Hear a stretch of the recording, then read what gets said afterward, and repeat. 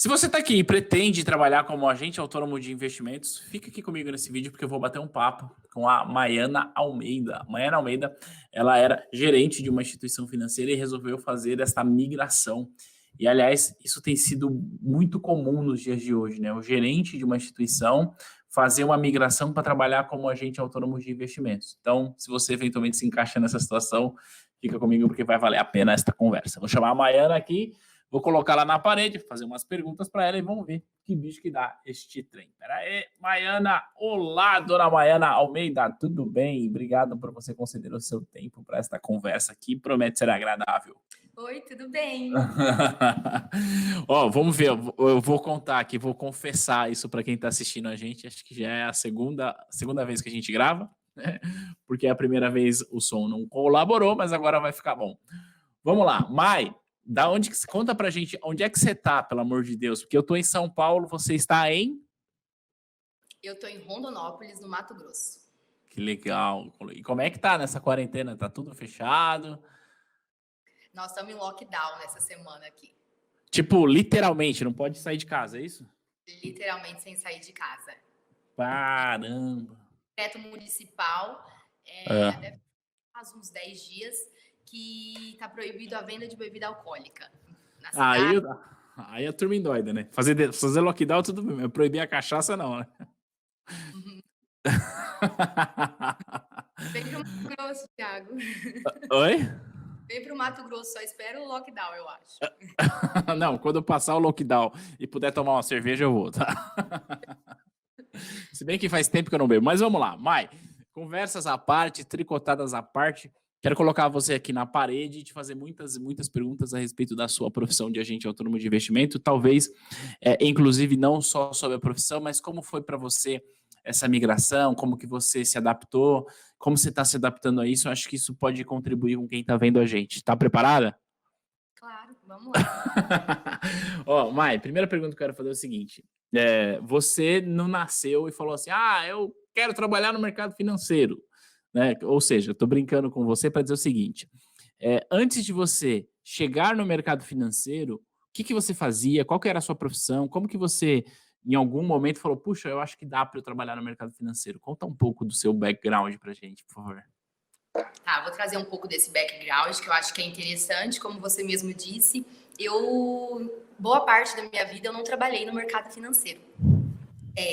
Eu brinco que eu sou advogada, né, de formação e assessora por vocação. Legal, legal. Eu advoguei por 7 anos, tá? E eu nunca gostei. Nunca foi algo que eu gostasse. Então, por incentivo de uma amiga, teve um momento da minha vida que eu decidi fazer algo por mim, que fizesse sentido para mim, né? E incentivo de uma amiga que do mercado bancário, né? Trabalha em banco. E como eu sempre gostei de trabalhar com vendas, né? Atendimento ao cliente, ela me incentivou a fazer um processo seletivo no Sicredi. Legal. O cargo que tinha disponível precisava tirar certificação. Então, eu passei no processo, eles falaram, né, da necessidade da certificação. Eu fiz a CPA e fui contratada como gerente varejo, né? Fiquei por 5 meses nessa carteira, gerente de negócios varejo, e com 5 meses eles me deram um desafio de uma gerência de carteira alta renda. Caramba. E foi nessa carteira que eu tive um contato bem maior com produtos de investimento. Legal, então seu background é da área do direito, né? E aí você. É legal a gente saber olhar para isso, porque você foi contratada já como gerente, é isso? Sim, sim. É Que o cargo legal. que estava disponível e foi como gerência numa carteira de varejo. E você ficou quanto tempo como gerente de alta renda? Eu fiquei 2 anos na cooperativa, então deu 1 ano e 6 meses, mais ou menos. Que legal. E aí, quando você estava lá, gerente de alta renda, de boa, porque assim, a Sicredi, eu sou associado à Sicredi, eu gosto da Sicredi, eu acho que ela tem um modelo bastante inovador, interessante para a sociedade, para os associados, eu gosto. E para as pessoas que eu conheço que trabalham lá, as pessoas sempre falam muito bem, ou seja, é uma boa empresa, não é uma empresa ruim. Eu tô querendo dizer o seguinte, Mai, trabalhar na Sicredi é o desejo de muitas pessoas. e você estava lá como gerente de alta renda, ou seja, num cargo significativo, melhor dizendo, e em algum momento deu um start em você que você falou, não, peraí, eu quero fazer uma outra coisa, eu quero migrar. Que momento foi que você decidiu migrar, sair do modelo CLT da cooperativa para se tornar assessora? Assim, eu acho que a grande virada de chave, Thiago, foi quando eu comecei a investir o meu dinheiro. Ah, legal. Eu despertei muito para investimento nessa nova função, na carteira alta renda. Eu comecei a estudar, comecei a pesquisar mais e eu tinha um recurso. Então eu procurei a Mariana, que na época eu a conhecia, né, há muito tempo, e ela me apresentou o escritório da Perspective, o qual eu sou sócia hoje. E a época foi o escritório que eu escolhi para alocar o meu recurso, juntamente com a assessoria dela. Legal. Então quer dizer que você experimentou como cliente e decidiu vir pro lado de cá, é isso? Exato, exato. Legal. E agora eu quero te fazer uma pergunta que a ideia aqui não é necessariamente comprometer o que você fazia e tal, até porque, como eu falei, tenho uma profunda admiração pela Sicredi. Mas assim, a Sicredi também tem produto de investimentos. Por que você resolveu pegar a tua grana e investir com a Mari? Na verdade, assim, eu era colaboradora da cooperativa e eu tinha esse recurso. Então, eu busquei uma solução mais completa, que me Legal. agregasse a idade maior com a liquidez que a plataforma oferta. Legal. Não, é assim, meio que eu já sabia da resposta, mas eu fiz essa pergunta para entender o seguinte, né? Não só a Sicredi, mas como os grandes bancos, enfim, eles têm produtos de investimentos, mas em sua maioria, a plataforma é fechada e aí você não tem acesso a todos os produtos que o mercado pode oferecer. E aí eu acho que eu quis trazer isso justamente para a gente trazer essa discussão, né? Por que eu vou ficar num banco e por que eu por que eu fico no banco e não vou para a corretora, e por que eu vou para a corretora e não fico no banco, numa cooperativa? E vale deixar claro, principalmente para mim aqui, que assim, a gente tem de destacar, e nesse momento, inclusive, que a gente está gravando, está tendo uma briga aí com o XP, com o Itaú e tal, que o Itaú abriu a plataforma e tudo. Mas aonde eu estou querendo chegar, Mai, de um modo geral, quando você acessa produtos de investimentos por uma corretora de valores, e aí, claro, aqui a gente tem de falar da XP porque você é associado à XP, mas a gente, enquanto para levar a informação, eu estou querendo dizer o seguinte, que não só a XP, mas de um modo geral, quando você acessa produtos de investimentos através de uma corretora, você tem acesso a mais produtos que você normalmente não teria acesso se fosse investir por um banco ou por uma cooperativa. É nesse caminho que eu estou tentando levar essa conversa, sacou? E aí... Pode falar, pode falar. Eu gosto de uma analogia, que na verdade é assim, assim, o seu banco é como se fosse uma loja de grife, que ele só tem aquela marca, né? E a XP, a plataforma aberta, é como se fosse um shopping center, uma loja de departamento, né? Então, assim, o jamais vai te ofertar aquilo que não está na prateleira dele. Faz sentido. Essa diferença na oferta. E nesse momento, acho que a gente ainda vai chegar, né, lá nessa conversa, e nesse momento de taxa de juros tão baixa, é importante você ter acesso a um portfólio maior, né, Mai? Mas antes da gente falar sobre taxa de juros, eu quero falar mais sobre você. A gente falou demais aqui da cooperativa, falou demais aqui da XP, de plataforma aberta e tudo. Tá, beleza. Você foi lá, experimentou o produto, experimentou plataforma aberta enquanto cliente. Em algum momento deu um estalo. Você falou, puxa, eu acho que eu posso. Assim como a Mari, que te atendeu, você em algum momento pensou, puxa, eu acho que eu posso, assim como ela, também ser assessora e atender mais pessoas. Eu imagino, e aí se eu estiver errado, por favor, me corrige, Mai, que não foi uma decisão fácil. Porque, poxa, você tem lá o seu emprego, CLT, reconhecido, talvez um certo status, e aí você falou, não, eu quero abrir mão disso para buscar ser assessora, que é uma profissão autônoma, que a gente sabe, e que, claro, você tem o potencial de ganhar mais do que você ganhava, mas isso ao longo do tempo. Como foi esse processo de migração? Assim, foi rápido, não foi? O que você colocou na balança para tomar essa decisão? Então, eu gosto de falar assim, Thiago, que investimento é aquilo que faz meus olhos brilharem. que eu encontrei como missão de vida. Faz sentido. Isso aqui. Opa! Ajudar as pessoas a investirem melhor, assim como aconteceu comigo, né? Então, eu já estava insatisfeita, né? Eu estava 2 anos, como eu disse, eu estava insatisfeita e teve um momento daquele período que eu disse assim, eu preciso fazer alguma coisa caso eu realmente deseje uma mudança. E eu acho que até eu já te falei, sim, a gente já até comentou sobre isso.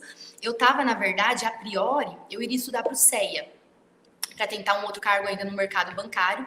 E eu estava visitando o seu site, né? E surgiu na tela um vídeo seu apresentando o curso de AI. Então quer dizer que eu influenciei você também, né? E eu muito encantada, foi ali, naquele momento, eu lembro até de uma frase sua, que você disse o seguinte, que quem realmente fizesse o curso estaria totalmente apto a passar na prova. E naquele momento ali eu decidi que eu iria ser assessora, né, que eu queria trabalhar com isso. E na época eu tive 20 dias de folga pelo banco e eu aproveitei esses dias para estudar. Eu até comentei contigo que eu estudei 22 dias por 12 horas. Nossa. E fui até... eu sou bem determinada. Aquela energia que eu despendi ali era aquela minha vontade de mudança. Ok. Faz sentido? Uhum. Então, eu fui até São José dos Campos, onde tinha uma data mais próxima para poder fazer a prova. É verdade, você saiu de Rondonópolis e foi para São José. Uma baita de uma viagem, né? O resultado da aprovação lá na conexão no FGV sai no momento, sai na hora. E eu passei com 80% de aprovação. Que legal. E eu quero aproveitar e deixar registrado aqui publicamente. Opa! Que você foi fundamental nesse meu processo de decisão e nessa minha conquista. Obrigado pela confiança e parabéns por você ter se determinado e conquistado. De qualquer forma, obrigado pelo feedback. Muito obrigada a você. Você sabe o quanto eu sou grata. Legal. E aí você foi lá, passou na prova, chegou pro chefe, falou, chefe, quero sair. Foi mais ou menos assim? O que eu quero te perguntar é o seguinte, quanto tempo que durou isso, né? Do dia que você falou, não, vou começar a estudar, até o dia que você sentou aí nessa mesa onde você está e assinou o contrato, onde você se associou ao escritório. Como é que foi esse processo? Conta para a gente um pouco mais de prazo, ou seja, quanto tempo durou e durante esse tempo, em algum momento você deu uma vacilada no sentido de, será que é isso mesmo? Não vou? Como é que foi essa preparação? Eu quero te perguntar de preparação temporal e também de preparação emocional, porque de repente você teve uma conversa em casa, vou, não vou, filha, vai, não vai, como é que foi isso? Então, assim que eu retornei para o Mato Grosso, depois que eu fiz a prova da Ancord, eu pedi demissão no banco. Foi uma decisão muito analisada à época, muito pensada. E, como você disse, não foi uma decisão fácil, mas hoje eu sou extremamente agradecida por ter seguido meu coração, porque hoje eu faço aquilo que faz o meu coração pulsar. Legal. Então, eu decidi, né? Eu pedi demissão do banco e logo que virou o ano eu estive em São Paulo para conhecer os meus futuros sócios, né? O time da Perspective de São Paulo. Como você é cliente nosso, você sabe que nós temos uma filial no Itaim, em São Paulo, né? A nossa sede fica em São Luís do Maranhão, mas nós temos uma filial em São Paulo. E eu estive lá, conheci e me associei. E eu acredito assim que eu tive muita sorte de ter encontrado pessoas e profissionais que me dão, além de suporte profissional, motivação diariamente. São pessoas às quais eu me espelho, que eu admiro, que eu olho e falo, eu quero ser assim, eu quero estar lá onde ele está. Saber ter claro, né, onde você quer chegar e ter ajuda desses profissionais nesse caminho. Faz sentido? Que legal, faz todo sentido. E você pediu demissão, foi tranquilo? Quer dizer, você estudou, você falou 20 dias, é isso? Foram 22 dias.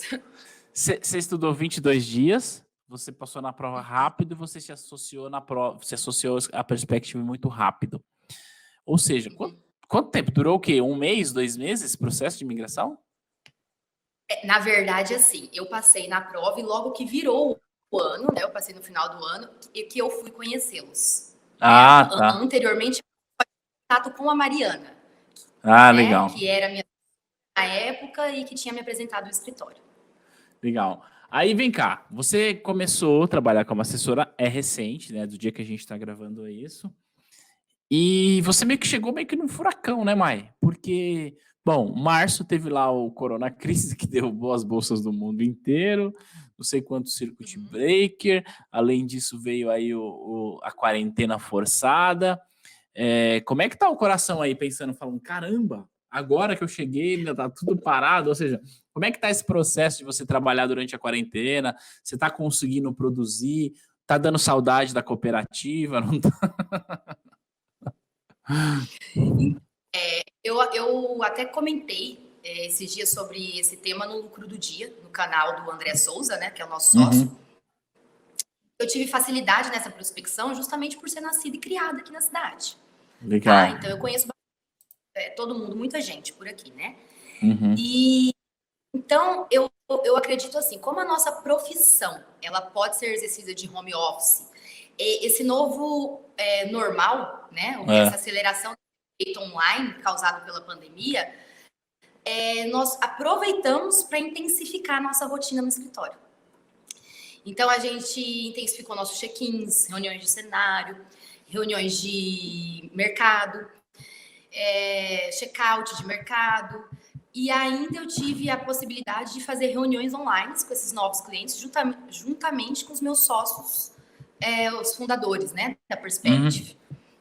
Então, assim, como a gente não tem limite geográfico, hoje a gente vê que esse efeito causado, né, pela pandemia não é mais assim, sem educação, você fazer uma reunião com o cliente que não seja presencial, né?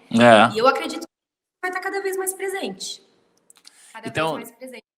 Então você está dizendo que essa obrigação da gente trabalhar home office no Brasil inteiro, em muitos lugares do mundo, não trouxe prejuízo de produtividade para vocês, que você está falando? Pelo contrário, eu acredito que nos uniu mais, né?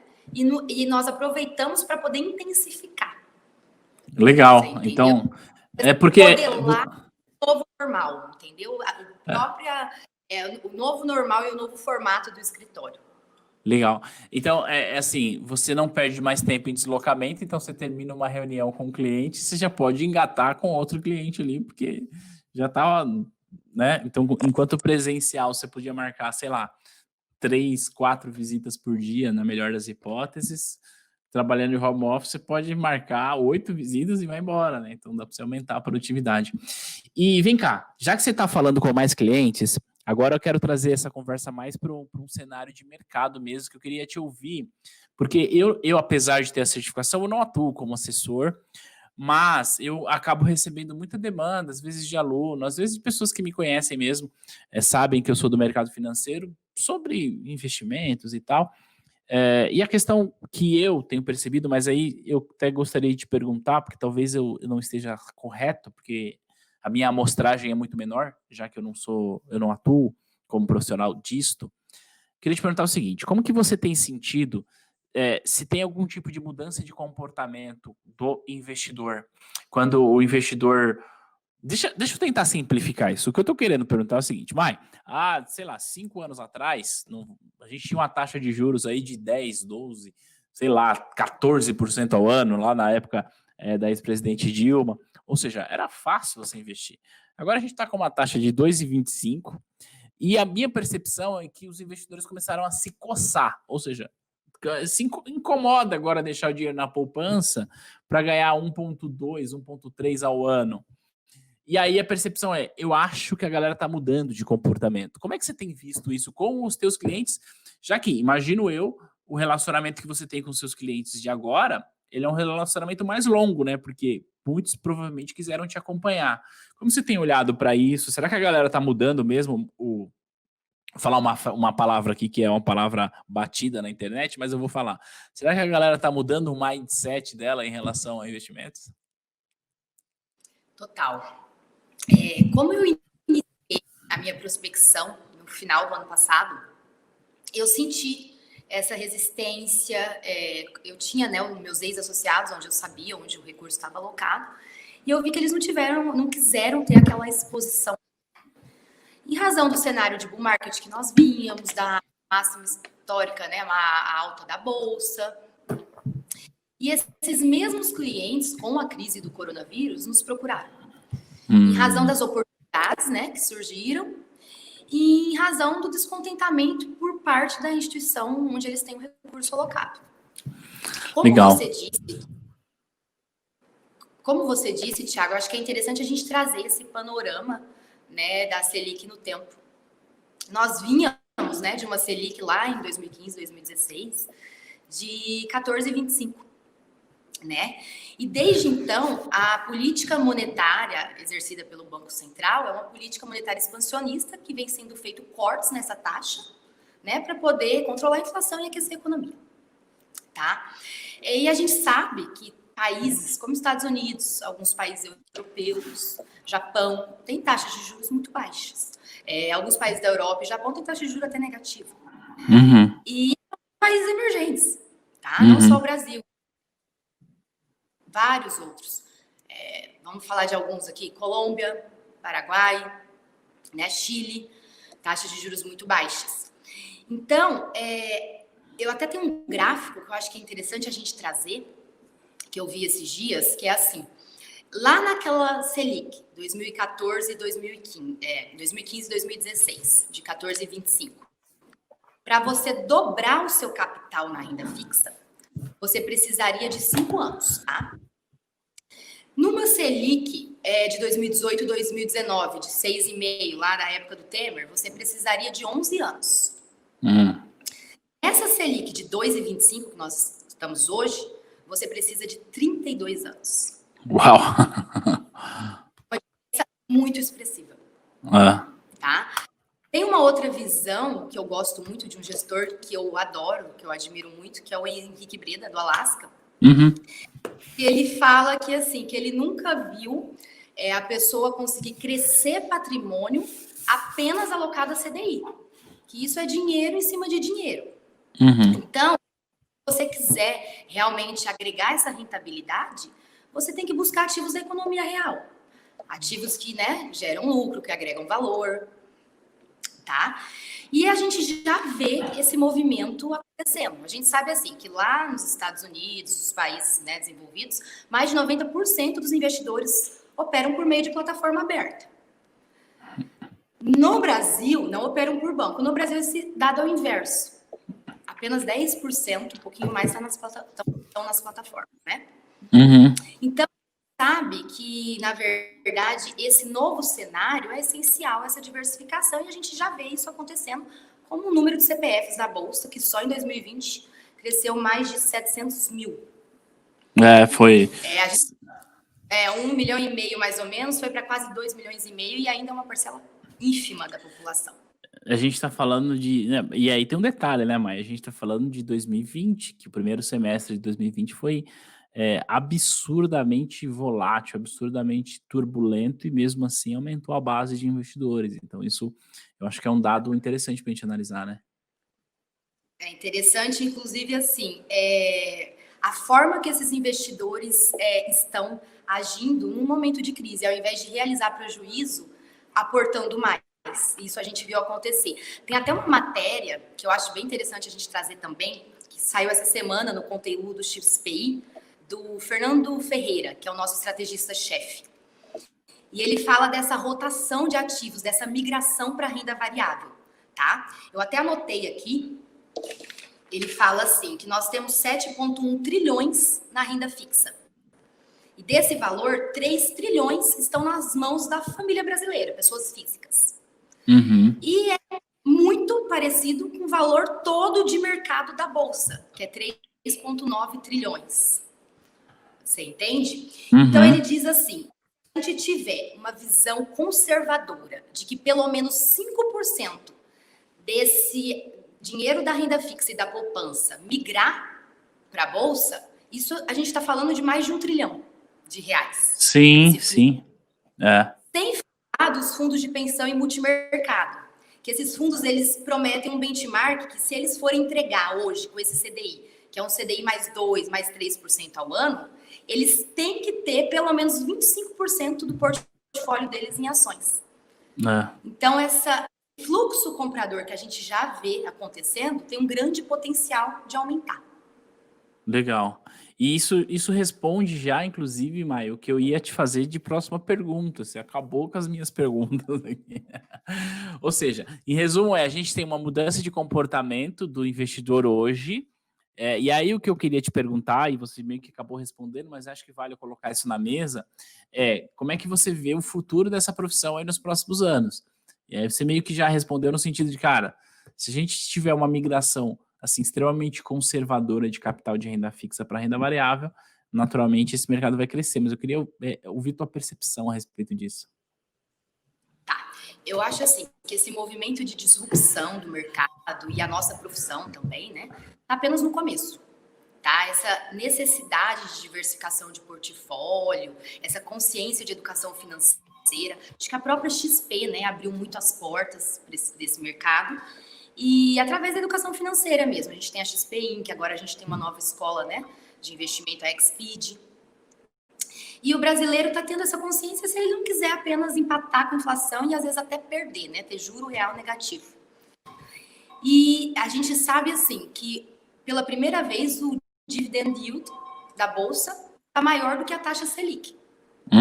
Então, a necessidade dessa diversificação é essencial no momento. Eu gosto de dizer assim, Thiago, que investimento é diferente de trading, que é diferente de poupar. A gente sabe que a volatilidade numa janela de observação de longo prazo agrega rentabilidade. E esse dinheiro que vai ser atrelado à volatilidade não vai ser o seu caixa, a sua reserva de emergência. Então, o papel do assessor é justamente esse. Fazer essa diversificação de portfólio com todos os ativos que a gente tem, como você disse, na plataforma Universo, para todos os perfis, horizontes de prazo, e entregar essa carteira vencedora. Sim, então o que você está querendo dizer é que é um mercado que tem muito a crescer ainda, né? Porque se a gente está num comecinho bem embrionário ainda, né? Embora tem muito mais pessoas falando sobre isso agora, eu vejo um potencial de crescimento absurdo em razão dessa mudança estrutural. Mai, e aí eu quero te fazer uma pergunta para a gente finalizar, porque essa pergunta eventualmente vai ressoar em quem está assistindo nesse momento, tá? Se nesse momento você pudesse olhar para a Mai de 6, 7 meses, 1 ano atrás e dizer alguma coisa para ela em relação dessa carreira, o que você diria para ela? Mai, pode vir que o negócio aqui tá bom, você fala, não, calma, fica aí. Por que eu tô te fazendo essa pergunta? Porque talvez alguém que está assistindo a gente agora, que está trabalhando no banco, que eventualmente está cogitando essa ideia de fazer essa migração. Então, você que passou por isso recentemente, você que está inserida nesse mercado no olho do furacão, ninguém melhor do que você para contar para a gente aí a sua percepção e o que você diria para mais de 1 ano atrás, que pensa, não é há mais de 1 ano atrás, é quem está assistindo a gente. Claro. Assim, Thiago, eu hoje, como eu já deixei bem claro, eu encontrei aquilo que é minha missão de vida, né? Que faz sentido para mim, que faz o meu coração pulsar. Então, assim, confia, faça a sua parte, estude, né? Tenha disciplina, tenha foco, saiba onde você quer chegar, tem que ter planejamento, né? Eu tive esse planejamento. Tem que ser uma decisão pensada, analisada. Eu acho que cada ser humano é único, tem uma história, uma necessidade. Então, assim, para mim fez totalmente sentido. Igual você disse mesmo, vem para cá que eu estou muito feliz. Me encontrei, trabalho com pessoas que eu admiro muito, que eu me espelho. Como você é nosso cliente, você sabe, a gente tem um time de profissionais com mais de 10 anos de mercado financeiro. Com muita, né? Então, assim, eu tenho a possibilidade de aprender com eles diariamente. Então, para mim, faz toda a diferença ao lado dessas pessoas, fazendo o que você gosta, estudando o que você gosta, né? Legal. Então, assim, é isso. Acho que o meu recado é esse. Legal. Então, venha para o lado de cada força, é isso? Poxa, que legal, Mai, que legal. Quero agradecer você por esse bate-papo espontâneo aqui no sentido de você contar como é que foi esse processo, porque é importante a gente entender essa fase de migração. Porque aqui do meu lado, mas a gente tem curso preparatório, você sabe, você estudou com a gente, etc e tal, já deixou registrado aqui. Só que assim, o que eu faço? Ó, vai lá, passa na prova. Esse é o meu trabalho. Só que existe uma jornada, né? Que é a jornada de preparação e a jornada não só de preparação do curso, mas de preparação de você sair do seu emprego atual, a jornada de você se associar a um escritório, e você pode compartilhar isso com a gente. Então, de coração, obrigado por isso, viu? Obrigada a você, é uma honra estar aqui, né? Por toda a importância que você teve nesse processo da minha vida e muito obrigada e estou à disposição. Legal. Mai, conta pra gente qual que é o teu Instagram, porque se alguém quiser bater um papo contigo lá, como que essa pessoa te acha? Me conta aqui.